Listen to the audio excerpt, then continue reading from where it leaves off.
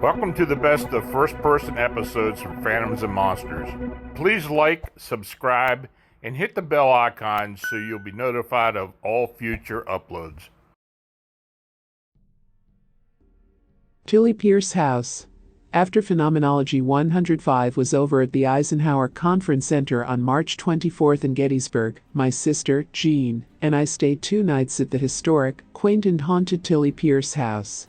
We were the only guests in the inn both nights, so any noises were either ours, creaks of the old building, or something paranormal. We stayed in the pink room, which is on 2nd floor in the front of the house. Here is what happened the first night. At around 4:20 a.m., we both woke up to movement down the hallway towards the front of the house. It sounded like creaks on the floor as if someone was walking down the hall, but we also heard the noises above our room. Then we heard the creaks and knocks coming to our room. I looked at the door, expecting something to open it, as someone was definitely at our door.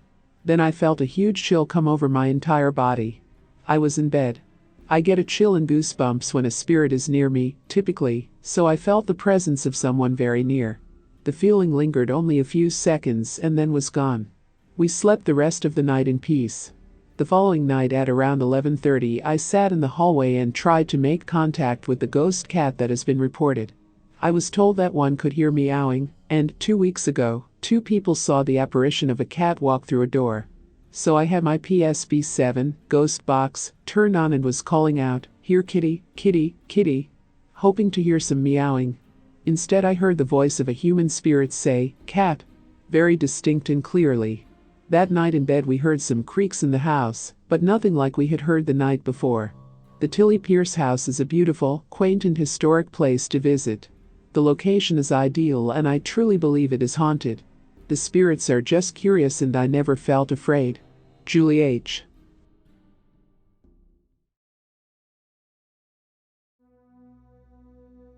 Ouija board experience. Recently, I've seen a lot of talk on here about Ouija boards being bullcrap and bunk, so I thought that I would share a story that, to me at least, refutes this. Honestly, I suppose if I hadn't had the experience that I had, that I would think they were just toys as well. Certainly in the time since this story happened, nothing even close to it has ever happened again, and I've tried multiple times with multiple people. Also, I live with a serious skeptic, my husband.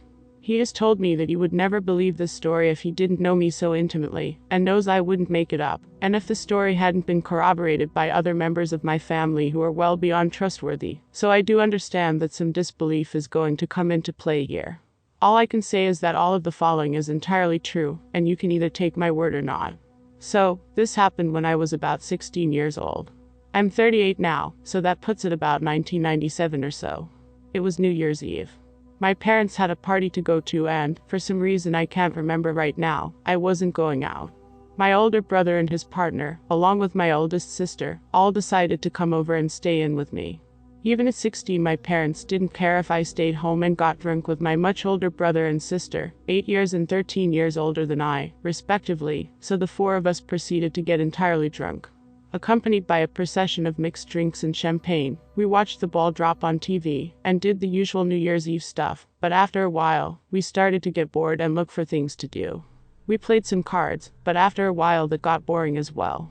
I suggested playing with the Ouija board. My friends and I had bought a Ouija board to play with a few weeks earlier, and, since my parents were the most liberal, I was the one hanging onto it at my house. We'd done a little messing around with it, but the usual teenage bullcrap and accusations of pushing the planchette.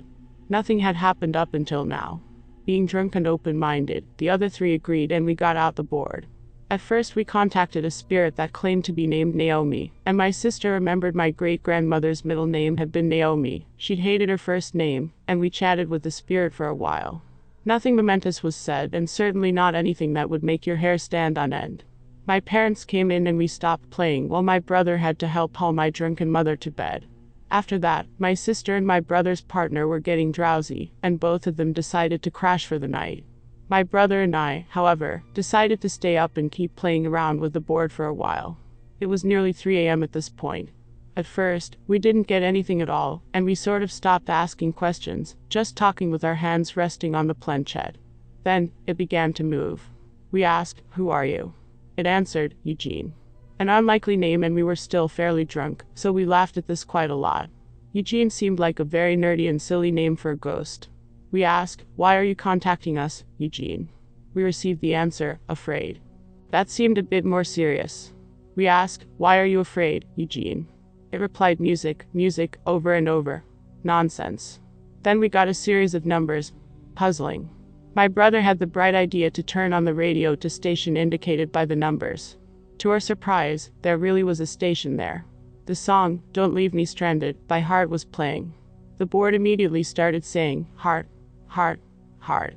I thought my brother was just playing off of what he was hearing and was screwing with me. Then it started saying, "Don't go. Don't leave me. Don't go. Church, church, afraid. Don't go." Over and over and over. We assured it we weren't going to go, but it dwindled into nonsense after a while. It was getting really late, early, and we decided to go to bed. The next morning, which was nearer to afternoon, we were having New Year's Day breakfast when the phone rang. My dad answered it and went off into the bedroom to talk. We were still eating when he came back out and said it was my grandmother on the phone. Apparently her brother Eugene in Arizona, whom we weren't even aware of the existence of, had had a heart attack the night before. He had died multiple times on the table during the night and had to be revived. We were stunned. We told my dad the entire story and he was flabbergasted. A day or two later, my grandmother called again to update my dad, and he told her the story. She was stunned into silence. She said that, when Eugene had regained consciousness, the first thing he had said was that he was so afraid for his soul, because he hadn't been to church in 20 years, and he wanted to go to church immediately and have a preacher come in. It was almost as if we had been some sort of lifeline for him that night. I, myself, am firmly agnostic. I don't know what's out there, but I do know, because of this experience, that there's something. I've been fascinated by the paranormal ever since.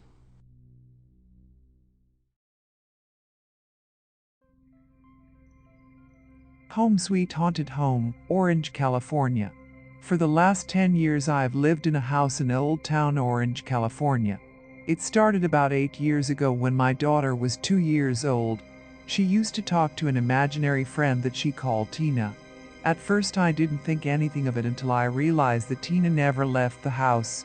From my experiences with that imaginary friend when I was little, my imaginary friend went everywhere with me.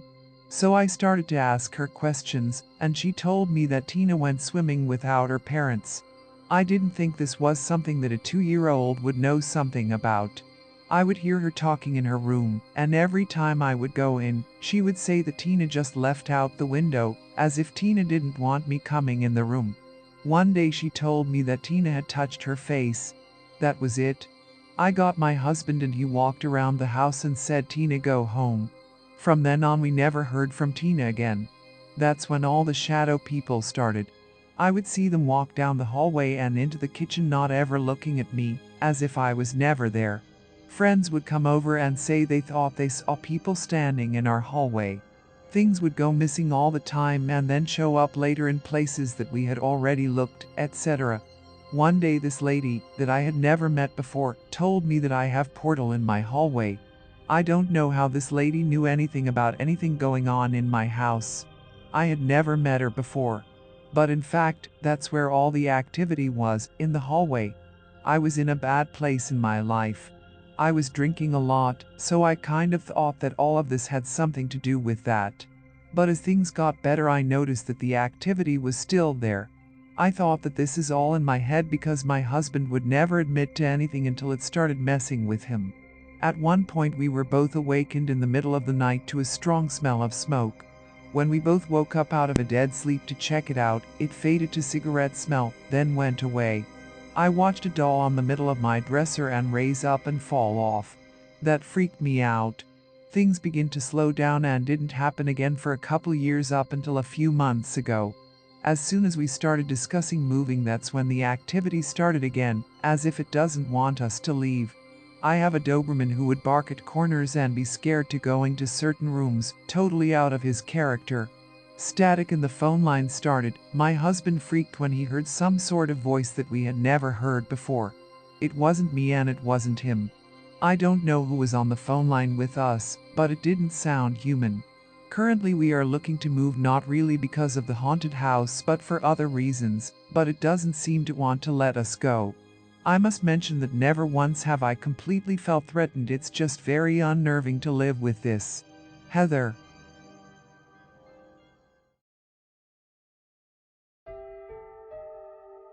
Hot breath on my neck. I was in my early 20s living with my mother back in Los Angeles, California. It was pretty late, just about 3 a.m. I remember the time clearly because back then most TV programming would go off air at that time, with maybe 1 or 2 channels showing reruns, but the major networks all did the national anthem and ended their broadcast day, and then the station would go off.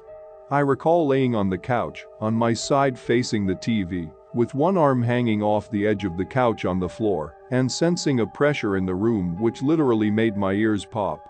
Suddenly the TV station went blank with no sign-off, and as I started to get up to reach for the remote control I realized I couldn't move. Suddenly the couch creaked from the weight of some unseen force, and I was literally pressed into the couch. I heard and felt hot breath on the right side of my neck, and felt something like 3-fingered claws, very thick, grab the back of my neck. I struggled, but the weight of whatever was on top of me was too much, and this entity was very powerful. Somehow I managed to get my left arm that was on the floor to force myself up, while my right arm was still pinned underneath me.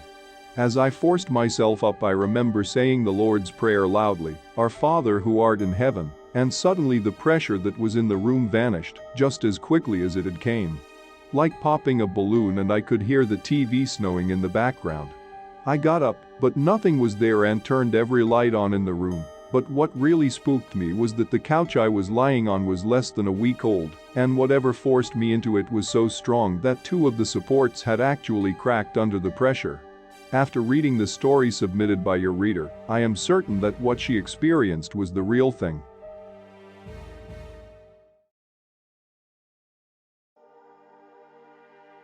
A well-dressed spirit. I have been following your website for many years, and I commend your commitment to share your knowledge and expertise in all that is paranormal and unusual. But I do wish to remain anonymous, as I wish to protect my children. I have had many strange encounters of the paranormal sort over the years, of which they are things I will disclose another time. But I have had an encounter with what I believe is a spirit or something that not only I have seen but my son has seen over the years, and recently now my daughter. I wouldn't normally ask for assistance, but this being has for the first time made physical contact with my 14-year-old daughter. I shall start at the beginning. My husband and I and my son moved out of our old cottage because we basically outgrew it.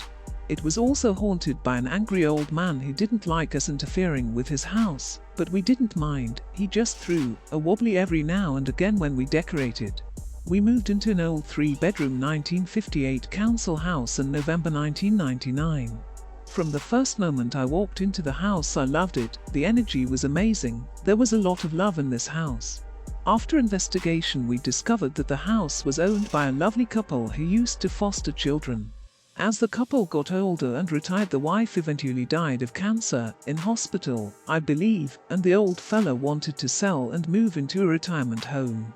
Sadly, he had a heart attack and died about a month after settling into his new home. I would often hear movement downstairs late at night when everyone was in bed, and the food cupboard in the kitchen would open.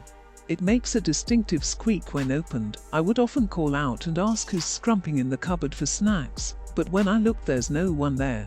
After about a year or so, I was walking across the hallway upstairs going into the spare room, when out of the corner of my eye I saw something by the wall in my bedroom, so I took a step back, and there was a man about my height, 5'8".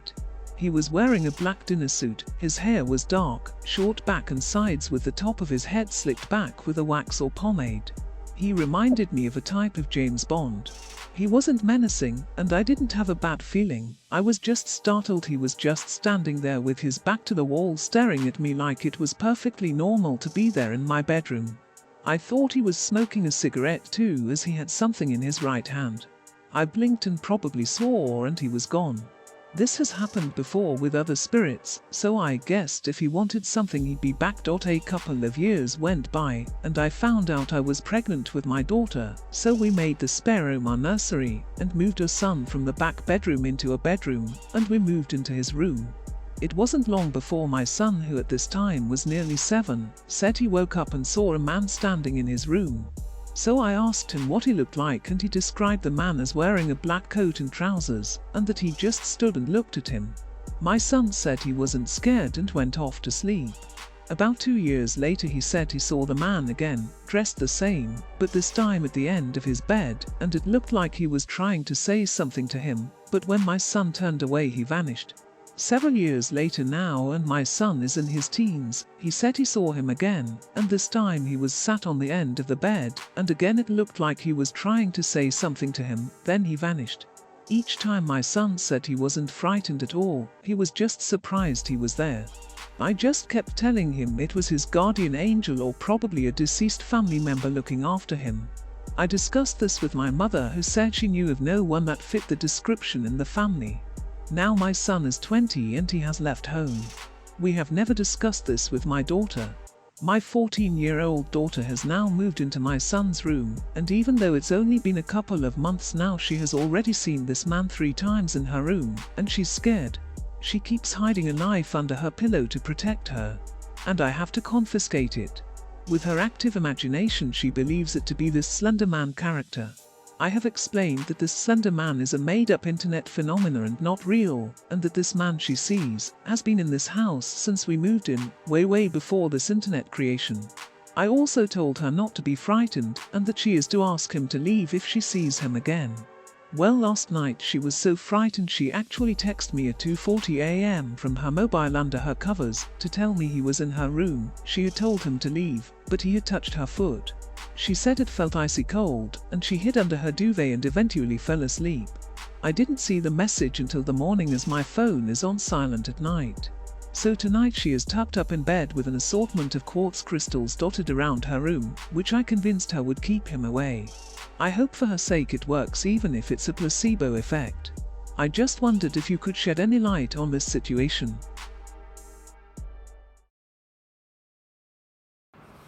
This is Lon Strickler. If you like this program, it would help us if you would give it a thumbs up. Then subscribe and click the bell icon so you get notification when we upload new first-person encounters. We have many more to come very soon. And by the way, if you have a suggestion or an experience of your own, please leave a comment.